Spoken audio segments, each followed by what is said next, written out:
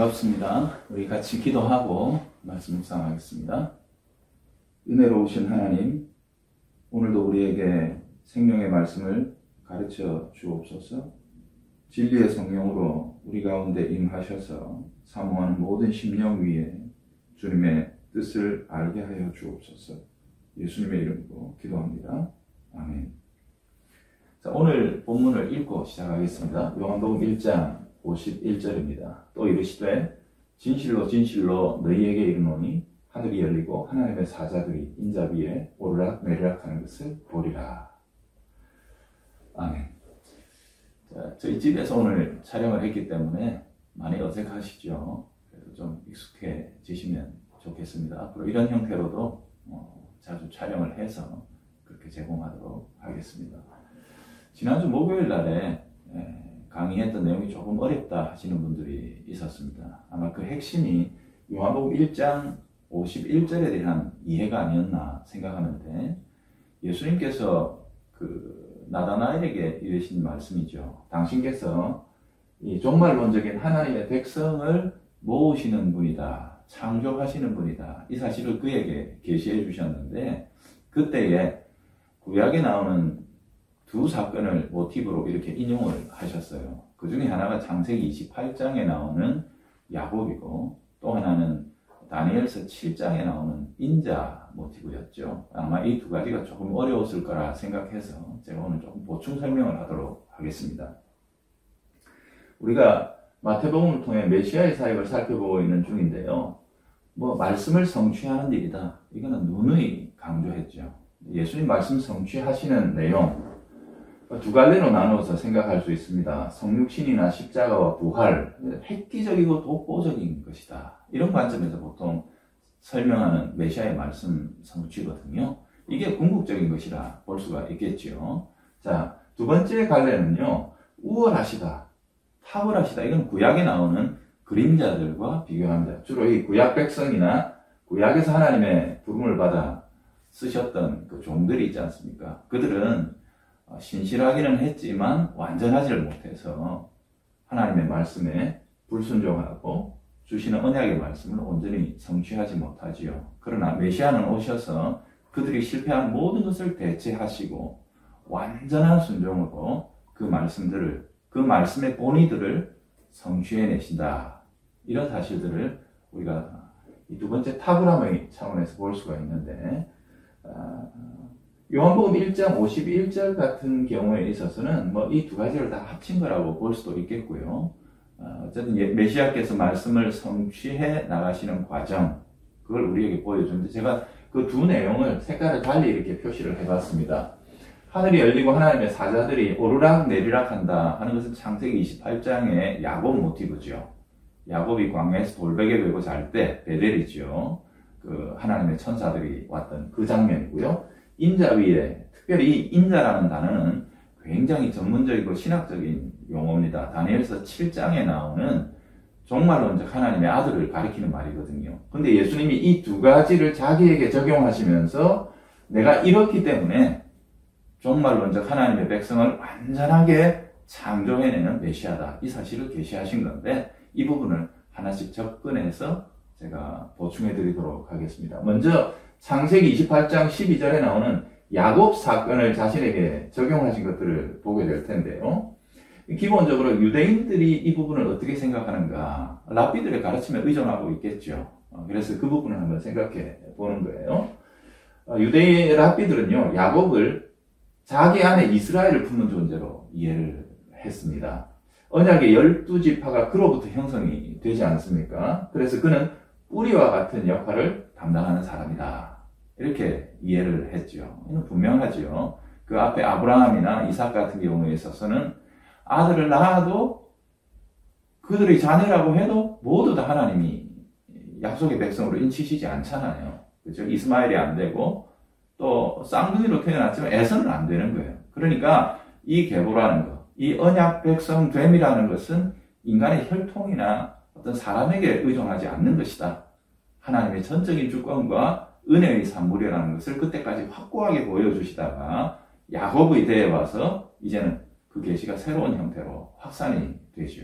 그게 이제 은혜라는 사실을 알았을 때 어차피 인간에게 의존하지 않으니까 하나님이 차별을 풀고 모두를 받아주시는 전혀 새로운 단계로 들어가게 돼요. 그래서 야곱이라는 인물은 하나님의 언약 백성이 누구냐의 문제에 있어서 획기적인 한 전환점에 서 있는 인물이죠. 그 앞 세대와는 전혀 다른 형태로 하나님이 받아주시는 내용이죠. 두 아내, 그 다음에 두 여종에게서나 모두를 하나님께서 12지파의 근간으로 삼아주시는 모습을 보죠. 그래서 이 야곱이라는 인물은 언약 백성의 형성과 관련돼서 굉장히 중요한 역할을 감당합니다. 그런데요, 유대 랍비들에 의하면 하늘에 본래적인 원천, 본래 하나님의 그 언약 백성의 뿌리, 그러니까 땅에 있는 사람들은 아무리 낳아도 되기도 하고 안 되기도 하고 그러죠. 그러니까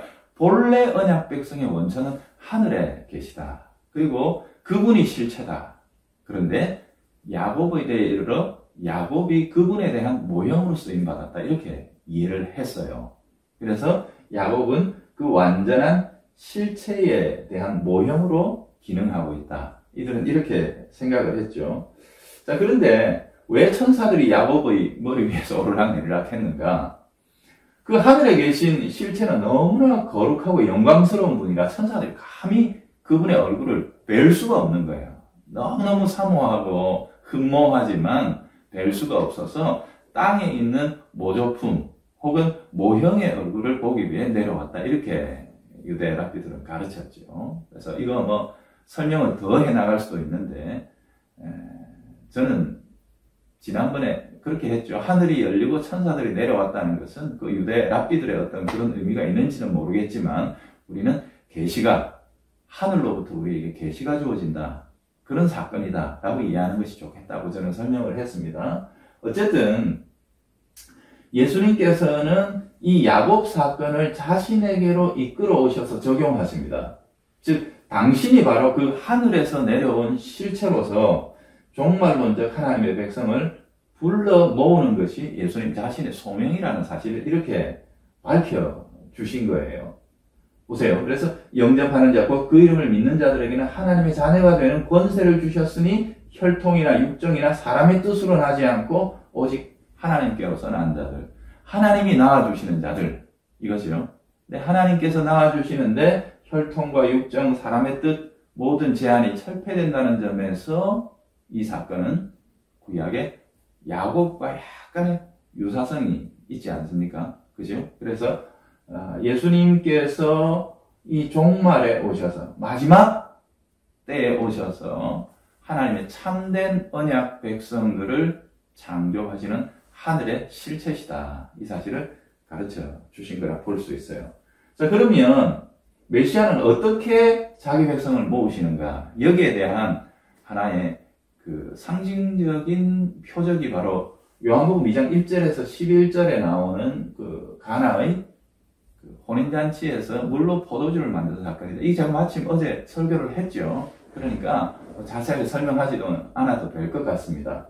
자기 영광을 계시합니다. 영광을 딱 계시하면 그 영광을 보고 믿음을 일으키세요. 영광을 보고 믿음으로 반응하는 자들을 찾아 불러 모으십니다. 그죠? 그게 바로 메시아가 자기 백성을 창조하는 방식이죠. 바로 여기에 있어서 아무 차별이 없다는 것을 니고데모와 사마리아 여인으로 보여주셨다. 제가 어제 그 설교를 했습니다. 자, 그런데 이제 야곱에게로 다시 돌아가서요. 야곱은 진정한 하나님의 백성을 세우지 못했죠. 쓰임은 받았죠. 그게 이제 모형 혹은 그림자의 한계였다는 거죠. 자기 스스로가 죄와 어둠에 수시로 갇혔습니다. 창세기를 보면 그게 나오죠. 그렇기 때문에 자기에게서 나온 자들 옛 언약 백성에게 온전한 본이 되지 못했다 하는 것입니다. 자, 그렇다면 예수님은 이 땅에 자신이 하늘의 실체로서 오셔서 반드시 하나님의 언약 백성들을 모은다 혹은 창조해내시는 일을 성공하실 것이라 그랬는데 예수님 성공하실 수 있을까요? 예수님은 그것을 어떻게 가르치셨나? 그게 바로 인자라는 모티브입니다. 여기에서 인자라는 모티브가 드러납니다. 메시아가 반드시 성취하신다. 옛 야곱처럼 결코 실패하지 않으실 것이다에 대한 보장으로서 이 인자라는 모티브를 끌어오신 거예요. 자, 그렇다면 물어야죠. 인자가 누굽니까? 인자는 다니엘서 7장에 나오는 종말론적 하나님의 아들이다. 이 용어는 어려운데 의미 자체는 그렇게 어렵지 않아요. 다니엘서 7장에 보면은요, 하나님께서 자기의 나라와 통치의 대권, 자기 영광과 주권, 이 모든 것들을 상속해주는 한 인물이 나타납니다. 상속은 누구에게 하죠? 아들에게 합니다. 상속자죠. 그래서 아들의 가장 핵심적인 의미는 상속자입니다. 성경에 나오는요. 그 신약에서도 마찬가지거든요. 그래서 상속한다는 것을 보니까 아들인데 상속받는 내용이 하나님의 것이니까 하나님의 아들이다. 그죠? 그래서 예수 그리스도를 종말론적 하나님의 아들이다. 이렇게 설명을 하는 겁니다. 자, 이 인자라는 말을 정확하게 우리가 좀 이해하기 위해서 다니엘서 전체의 흐름 혹은 역사에 대해서도 한번 생각해 볼 필요가 있습니다. 이게 다 연결이 되어 있어요. 여러분 아시다시피 다니엘서는 바벨론의 포로로 끌려간 사건을 전제로 하고 있잖아요. 심판입니다. 하나님께서 언약 백성들이 도저히 언약의 땅, 하나님께서 주신 은혜의 선물인 그 땅에서 하나님 그 문화라 그러죠. 제사장 민족으로 살아갈 도무지 가능성이 거의 없겠다 싶은 그 시점에 세상이 팔아버리십니다. 세상으로부터 건져 구원의 여기에다가 세상과는 다른 하나님의 영광스러운 문화와 나라를 세우라고 약속의 땅까지 선물로 주셨는데 이스라엘 백성들이 오히려 반역해버리지요. 반역하니까 하나님께서 그들을 세상으로 돌려보내버리십니다. 쫓아내버리시는 겁니다. 그게 바로 바벨론 포로고 하나님의 심판입니다. 그래서 바벨론 포로는 기본적으로 이 언약 백성들의 고난이라고 말할 수 있습니다. 물론 실패해서 받는 징계이기도 하지요. 하지만 이 고난이 반드시 악하고 나쁜 것만은 아닌 것이 하나님께서 이스라엘을 새롭게 하십니다. 이 고난의 현장에서 새롭게 하세요. 하나님께서 거기서 당신의 거룩한 주권을 드러내세요. 웃기죠? 여러분 어때요? 약속의 땅에서도 백성들의 불순종으로 하나님 주권을 제대로 못 나타냈는데 하나님 오히려 그 이방 땅에서 당신의 거룩한 주권들을 드러내세요. 근거가 뭐냐? 다니엘서는요, 처음부터 끝까지 이 박해자들에 대한 하나님의 통제, 하나님이 진짜 주권자라는 사실이 확연하게 드러나고 있습니다. 제일 유명한 게 느부갓네살의 꿈이죠. 느부갓네살이 꿈을 두 번 꿔요. 2장에 그리고 4장에 꾸는데 2장의 꿈은 너무 잘 아시죠? 한 신상을 보는 것 아닙니까? 그죠? 그래서 다니엘이 그걸 어떻게 해석해 주죠? 당신이 아니다. 하나님께서 그 위에 참되고 살아계신 온 역사와 만물과 우주의 주권자로서 계시다. 이 사실을 알려주는 것 아닙니까? 그죠? 그런데 4장에 가면은요, 느부갓네살이 이거 잊어버려요. 주신 영광이 너무 크다 보니까 자기에게 맡겨주신 거 모르고 자기가 교만해져가지고 막 올라가죠. 그때 그 꿈속에서 한 거룩한 순찰자가 자기에게 징계하고 책망하는 것을 보게 되죠. 어쨌든 그 이후로 보면 이 느부갓네살이요, 소처럼 풀 뜯어먹고 지내요. 하나님 완전히 낮춰버리시는. 그래서 박해자들, 사실 느부갓네살이 예루살렘을 다 무너뜨리고 성전까지도 약탈한 인물 아닙니까? 하나님이 힘이 없어서 당하신 것이 아니라 언약 백성에 대한 심판과 징계로 그걸 허용해 버리신 거예요. 그 땅이 거룩하지 못하고 오히려 그 땅이 세상보다도 더 타락하고 악하게 될 때 하나님 그걸 다 아끼지 아니하십니다. 여러분, 그러니 우리들의 신앙, 이 부분에 있어서 우리가 겸손하게 한번 돌아볼 게 있습니다. 뭐가 우리를 보장해 준단 말입니까? 그죠? 참된 신앙만 중요합니다. 자, 그 다음에 보세요. 다니엘서에는요, 이 풀무불 사건, 2장도 마찬가지죠. 2장에서도 그 다니엘을 비롯한 세 친구까지도 이 느부갓네살이 꿈꾸고 그냥 약간 이렇게 돼가지고 다 죽인다고. 박사가 무슨 필요 있냐?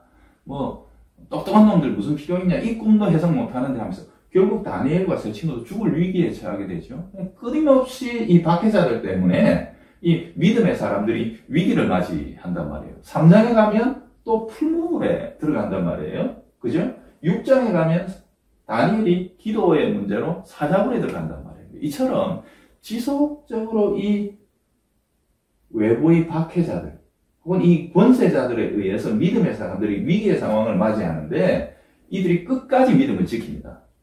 그 고난 가운데서도 믿음을 지키는 자기 사람을 하나님이 결국은 높여주신다는 게 다니엘서에 계속해서 나타나는 내용이죠. 자, 이제 본격적으로 다니엘서 7장을 설명하기 위해 2장을 제가 끌어들였습니다. 2장에 여기 지금 느부갓네살이 꿈꾸고 있는데요. 저 신상을 보면 딱 저게 아닙니다. 그냥 이렇게 그려놓은 거예요.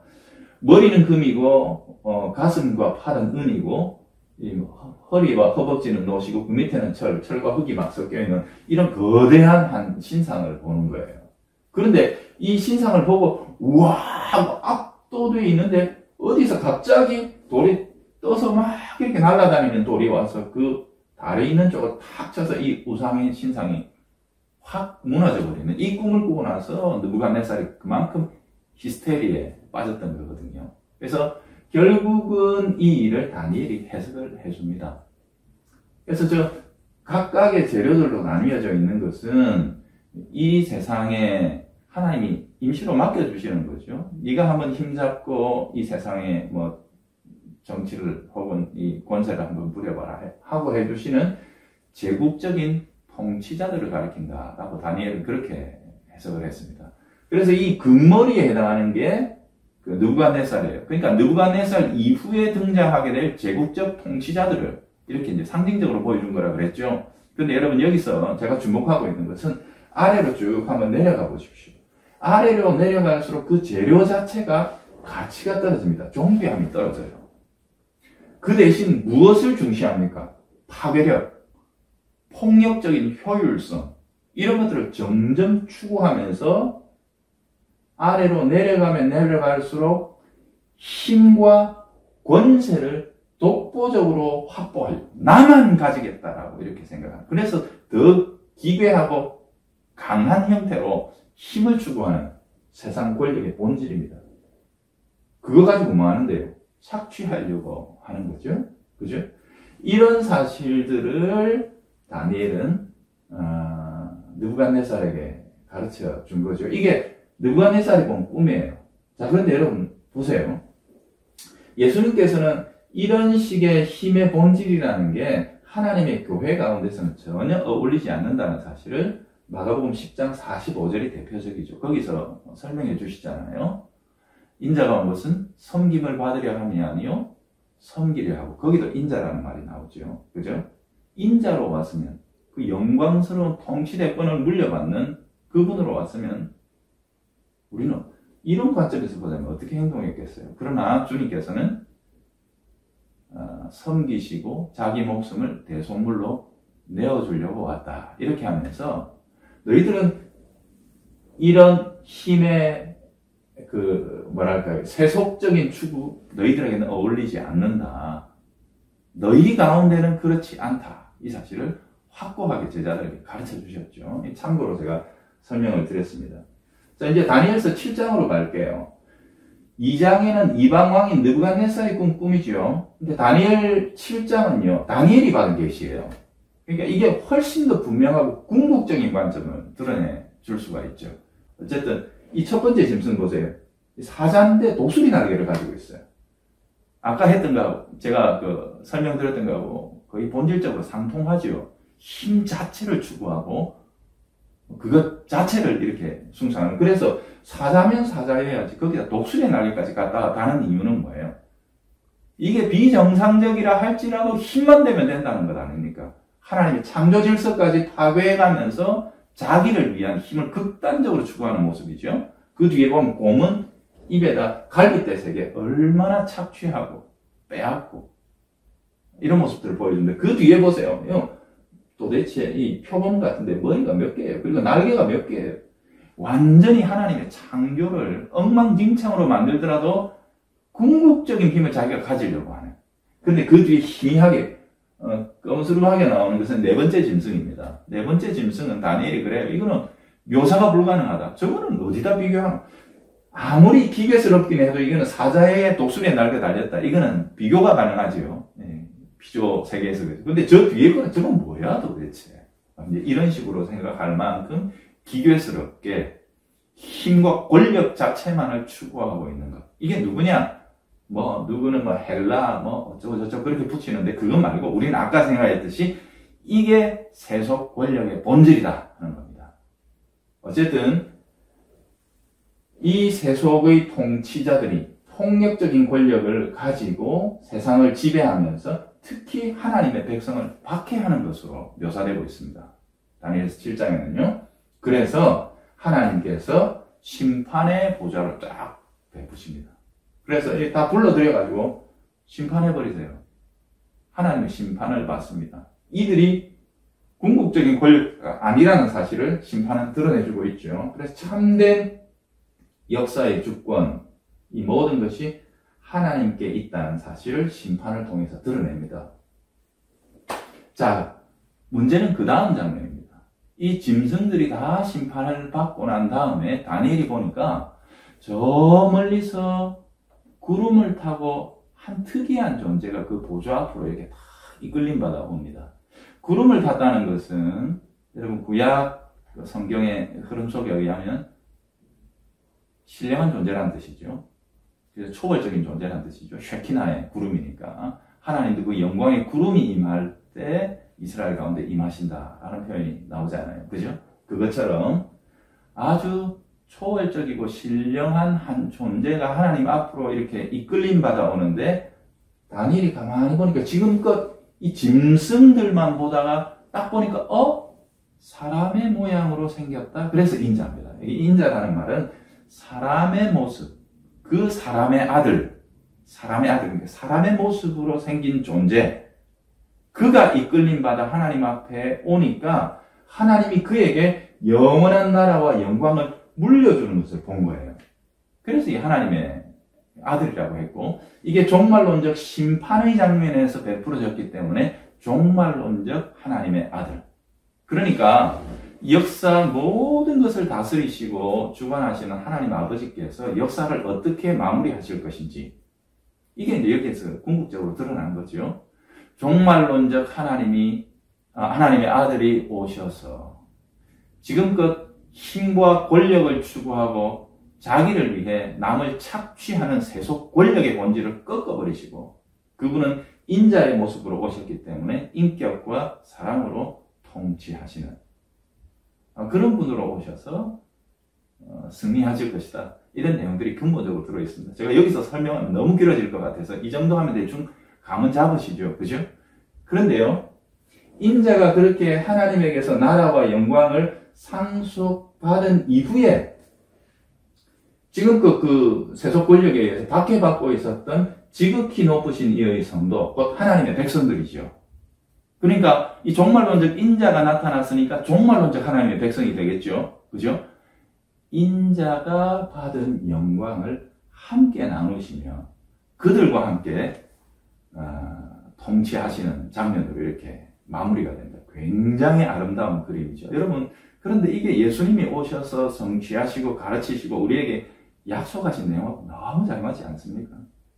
그죠? 예수님이 당신께서 이 일을 하러 오신 분이라는 것을 우리에게 보여주는 겁니다. 그래서 결론적으로 요한복음 1장 51절을 통해서 우리는 두 가지 구약의 모티브를 하나로 합쳤고, 그리고 그 합친 것이 바로 예수님 자신이시며, 예수님은 이 두 개의 이미지를 가지고 당신께서 이 마지막 세대에 하나님의 참된 백성들을 창조하고, 이 창조한다는 말은 영광의 계시를 보여주어서 그들이 믿음으로 반응하게 해서 하나님 백성으로 받아들이는 거죠. 이걸 바울은 새 창조라고 하지 않았습니까? 그죠?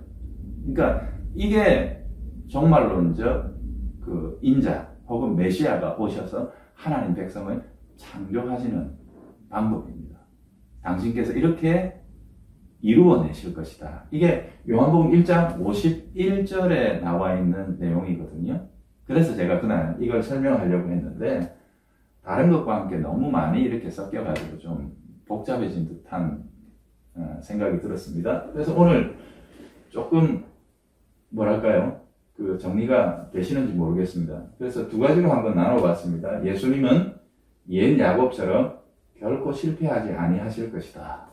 왜냐하면 하늘에 있던 바로 그 실체로서 이 땅에 오셨고 인자로서 종말론적 하나님의 영광을 받으셔서 받으신 그것을 자기 백성, 당신이 불러 모으신 백성들과 함께 나누시는 영광스러운 승리를 이루어내시고야 말 겁니다. 참 재미있는 것은 부활하신 예수 그리스도에 관한 신약 성경의 증언들이 바로 이 그림을 대단원의 막을 내려주는 아주 좋은 예가 되지 않습니까? 마태복음 28장 20절에 예수님은 당신이 하늘과 땅의 모든 권세를 받으셨다 그랬어요. 그래서 땅 끝까지, 그다음에 세상 끝날까지 당신께서 받으신 이 모든 권세를 기초로 해서 자기 백성들을 세상으로 보내십니다. 세상으로 보내신 하나님의 백성들 어떻게 되죠? 핍박당합니다. 핍박당하지만 다니엘서에서 우리가 보았듯이 끝까지 믿음을 지키고 하나님의 백성으로 버텨낼 때 궁극적으로 그들에게 하나님이 주시는 높임과 영광이 돌아갈 것이다. 충분히 예상할 수 있죠. 신약 성경이 그리고 있는 내용과 똑같지 않습니까? 예수님이 그걸 우리에게 말씀해 주시는 거고요. 유명한 빌립보서 2장 9절에서 11절의 그림. 이름으로, 이때 이름으로는 뭐예요? 메시아로 오셔서 죽기까지 복종하여 이루신 예수님의 모든 그 섬김, 성취. 오늘 주제로 이야기하자면 종말론적 야곱, 종말론적 인자로 오셔서 수행하신 그 모든 일들. 그 절정은 십자가와 부활이죠. 십자가와 부활 속에 하나님의 영광이 가장 환하게 나타났습니다. 하나님이 우리를 얼마나 사랑하시는 분이신지 거기에 확고하게 나타나죠. 그래서 하나님이 세상을 이처럼 사랑하사 독생자를 주셨다. 이게 성경의 증언 아닙니까? 그러니 십자가와 부활이 하나님의 영광을 가장 분명하고 환하게 그리고 영원토록 계시하는 사건입니다. 그러면 종말론적 하나님의 백성은 누구냐? 바로 그 영광. 그 영광 속에서 나타난 하나님의 그 빛, 그것을 보고 믿음으로 반응하는 자들. 곧 영접하는 자들이죠. 그들이 종말론적 하나님의 백성인데 예수님은 그들을 불러 모아 혹은 탄생하게 하시고 바울의 언어로는 새 창조하셔서 당신이 얻으신 것으로 그들과 영원토록 함께 나누신다. 이게 에베소에도 거의 비슷한 표현이 나오고 골로새서도 거의 똑같은 표현이 계속해서 나오죠. 이게 신약 성경의 줄기찬 증언입니다. 여러분 어떻습니까? 제가 오늘 요한복음 1장 51절을 조금 보충해 드렸는데요. 결국 이야기하다 보니까 성경 전체구나 하는 이런 느낌이 드시지요. 그렇습니다. 성경은 어디를 툭 건드려도요. 그것만 탁 뽑아낼 수가 없어요. 성경 전체가 그 생명의 진리로 연결되어 있기 때문에 결국 이 엄청나고 장엄한 이 대서사시 같은 이 모든 하나님의 진리가 어느 한 군데만 탁 이렇게 우리가 건드려도 한꺼번에 확 쏟아져 나오게 되어 있습니다. 오늘도 제대로 잘 이해 못 하셨나요? 그러면 제가 설명을 잘 못한 것이 되는데 2번, 3번 한번 반복해서 들어보십시오. 자, 다음에 나오는 기도 제목들 가지고 함께 기도하시고 그러면 좋겠습니다. 좀 어색하시죠?